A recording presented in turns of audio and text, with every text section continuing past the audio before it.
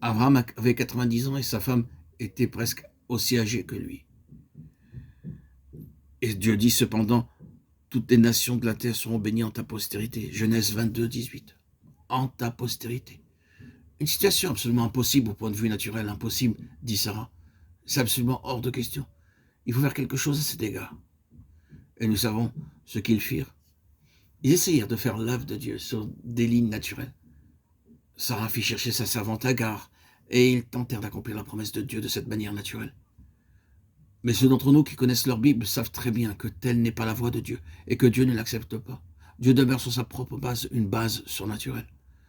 Si cette chose doit être faite, seul le Dieu Tout-Puissant pourra l'accomplir. Aucun homme ni aucune femme ne saurait la faire, ni les deux ensemble. Seul Dieu pouvait la faire. Et il la fit. Il est mis sur une base surnaturelle. Ce fut une grande épreuve de foi. Ce n'était pas une base terrestre, mais une base céleste. Ce n'était pas une base naturelle, mais la base de la foi. Et ce fut ainsi que Dieu l'accomplit. C'est là une illustration. Et nous la retrouvons dans toute la Bible. Passons d'Abraham et d'Isaac à Jacob. Jacob arriva au droit d'aînesse.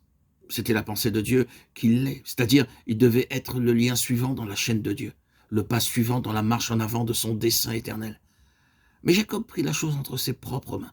Il dit en fait, je vais faire cela. Il trompa ainsi son parent et déroba son frère. Mais tout son petit plan échoua. Il dut quitter le foyer et s'en aller à des kilomètres auprès de son oncle.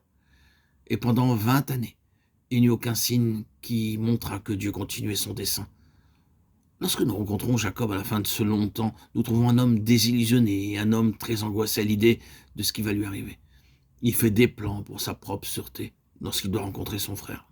Mais alors, Dieu le rencontre. Nous connaissons l'histoire de cette nuit lorsque Dieu rencontra Jacob. Jacob avait essayé de réaliser l'intention de Dieu sur des bases naturelles et Dieu détruisit entièrement ces bases. Durant cette nuit-là, Jacob en arriva à comprendre clairement que si Dieu veut accomplir un dessein dans sa vie, lui seul peut le faire. Lorsque Dieu changea son nom de Jacob pour Israël, il transforma l'homme de terrestre qu'il était en céleste, de l'homme naturel en homme de foi. Alors Dieu continua le chemin avec lui. Dieu ne pouvait pas marcher avec Jacob tandis qu'il demeurait sur sa propre base naturelle. Lorsque Dieu le fit passer de cette base-là, sur une base céleste, ils purent marcher ensemble. Nous passons de Jacob à Joseph. L'histoire de Joseph est l'une des plus fascinantes de l'Ancien Testament. Beaucoup de choses dures avaient été dites de Joseph lorsqu'il était un jeune homme.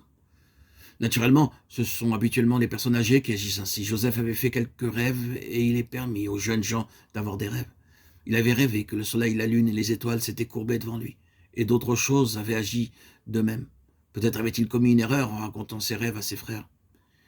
Ils furent assez subtils pour voir le point, et ils interprétèrent les rêves comme étant dirigés contre eux-mêmes. Ils dirent « Allons-nous nous courber devant toi ?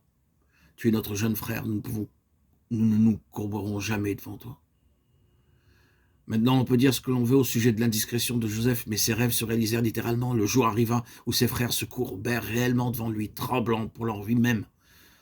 Oh Seigneur, aie pitié de nous, ces rêves se sont réalisés. Il y avait quelque chose de Dieu en cela. Je pense que Joseph avait toujours gardé ses rêves dans son cœur. Joseph devait arriver dans la volonté de Dieu, à une place très élevée, et servir Dieu dans une œuvre très grande. Cette œuvre devait contribuer à préserver la vie des nations choisies par Dieu.